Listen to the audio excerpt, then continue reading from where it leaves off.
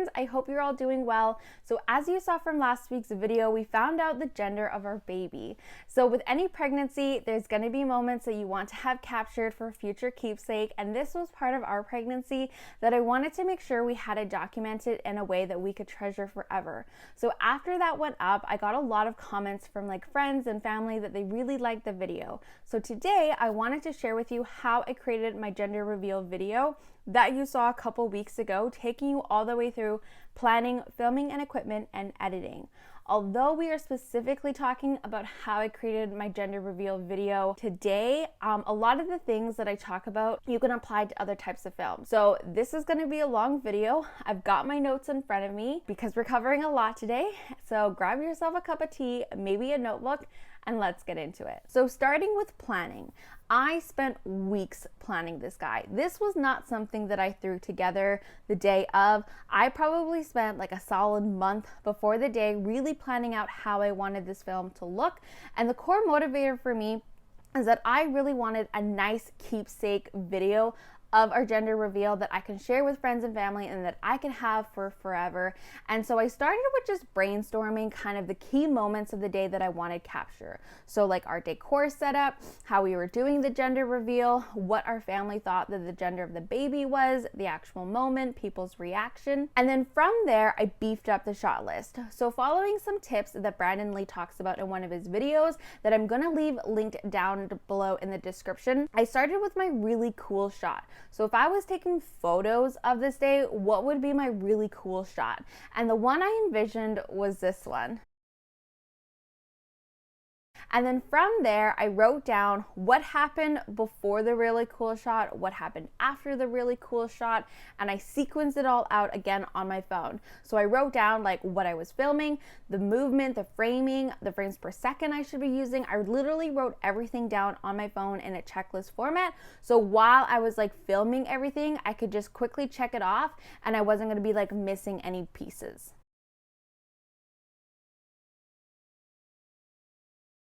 Now to get into the equipment that I use and the actual filming of the gender reveal. So starting with camera equipment, you all know that I use the Olympus M1 Mark II, and for the lens of choice for my cinematic gender reveal, I went with the 12-40 just for its versatility, and this is what I use for like the B-roll and the one perspective you saw in the video. And then for my second perspective, I did bring my iPhone 12 Pro so I can set it up across the driveway and get people's reaction when we did the gender reveal moment. When it comes to tripods, I put my main camera on my Manfrotto tripod that was like facing Max and myself.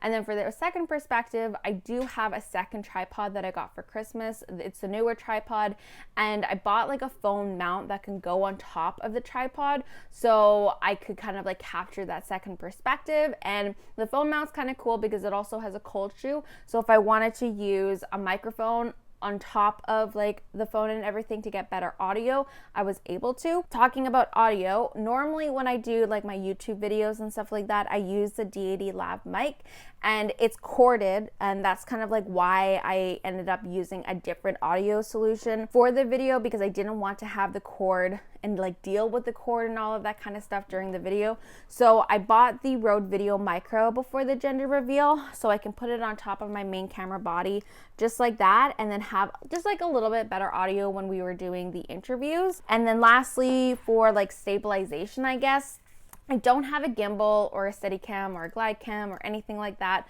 when it comes to stabilization. So all I did is I used my camera strap.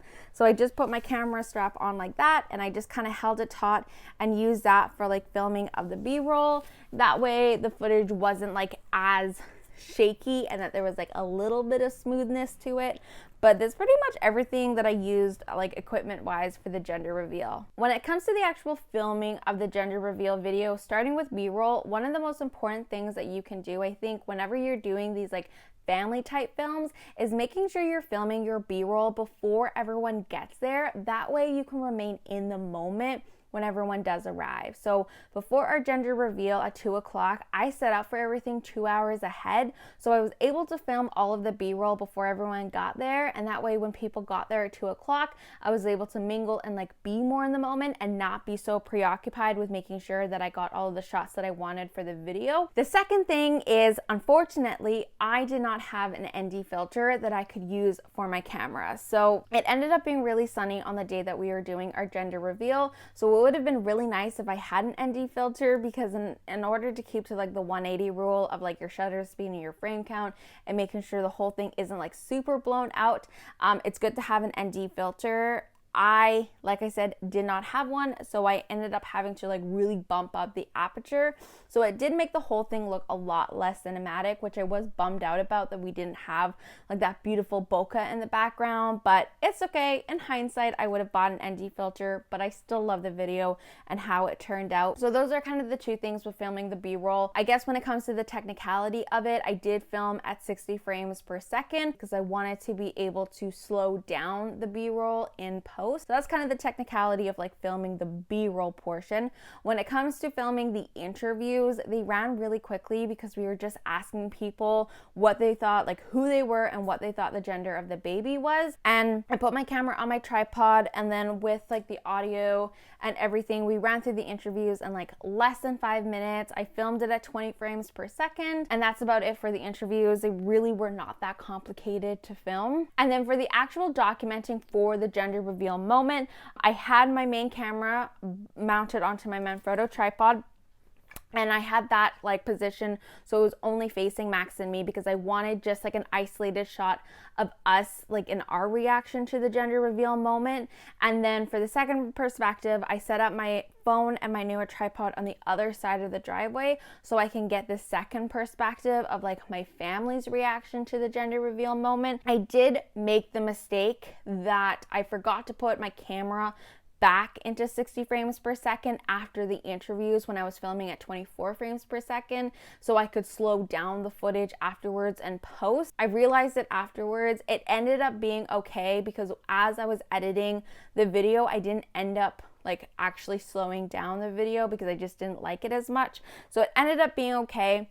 A third perspective that honestly would have been cool if, and I could have like probably done it if I wanted to, was if I had put another phone or another camera onto just like another tripod. So I have like a bunch of like small tripods that I could have used, is putting a phone on like one of the smaller tripods and putting it at kind of like the puck level of the gender reveal moment. So when like Max was hitting the puck, having like a nice close-up shot of like that probably would have been a really also cool perspective to have.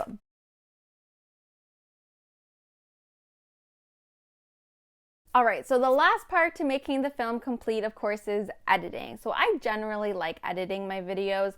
Normally when I do my YouTube videos, I just use iMovie on my laptop. And if it's a short film that I'm creating, like 20 to 30 seconds, then I'll just use InShot on my phone. But because this film had a lot of like moving parts, the interviews, the B-roll, the music, and all of that kind of stuff, I wanted to use a software that was just a little bit more advanced than iMovie and InShot and had additional features that would make kind of the editing process easier for me. So I ended up trying using Adobe Rush on my laptop. I have a subscription to like Adobe, so Adobe Rush kind of comes free with the subscription. So this was like the first time I'd also tried editing in Adobe Rush, and for the first time it was like, I'm not gonna lie, it was a little frustrating because I felt like a lot of the clips were like took forever to kind of load, and it took forever to scrub through, and then trying to color correct for the first time on it. There was a number of times that I just kind of wanted to quit using Adobe Rush and just find a different software or just edit on my phone or something, but I ended up sticking through it, and I've learned a lot since that editing process. But I guess the steps when it comes to editing the video, I started with music. So actually before the gender reveal day, I already knew what song I was going to use for the gender reveal. So I kind of had that in my mind when I was filming everything. And the music that I used for the gender reveal is actually from Upbeat, which is like a music subscription software that you can just find on the internet, and it was perfect. So I used to use Epidemic Sound for all of my like music needs and everything for like Instagram, YouTube, Facebook and stuff like that, but I wasn't using it a ton, and it was like $20 to $30 every single month. And so I ended up canceling that subscription like a number of months ago because I just wasn't getting the good use out of it. And so I was trying to find, and I was scouring the internet, I was trying to find like a good copyright-free music software that I could use for this film, for future films, that I could use on Instagram, Facebook, YouTube. And I ended up coming across Upbeat from a video where Lizzie Pierce was talking about how to create films with no money. And it was perfect. I loved Upbeat. It's great. If you don't know what Upbeat is or you've never heard of it, just go check out the website, because I'm pretty sure downloads are free, I think, if you sign up, and then you can also like buy the upgraded version, and then you can have like so many downloads a month, which is perfect because I'm not downloading like 20, 25 plus tracks a month. Like I'm pretty much doing like maybe one, maybe up to like maximum of 5 a month. So Upbeat ended up being perfect. So I started with knowing just like the music that I was going to be using for the film. And then of course step 2, I guess, is kind of like scrubbing the footage. So importing everything into Adobe Rush or whatever software you're using, and then just scrubbing through and kind of like deleting all of like the extra pieces and stuff like that, which can take some time. And then after that, I color corrected the clips. Now, color correcting a video is something that I'm not very good at quite yet. So it's a lot different than when you're trying to edit photos in Lightroom and stuff like that. I feel like color correcting video is like so much more difficult, and I don't really have like the greatest, again, software to do color correction for video. So I just used the color correction software in Adobe Rush, and it did take like a number of tries to try and get it right, and it's still kind of like a frustrating process for me, and I'm hoping throughout this year I'll get better at color correcting video and everything. But I color corrected the clips next, and then after everything kind of looked good, I added the music onto like the timeline and everything, and then I chopped down like the footage to kind of match the beat of the music.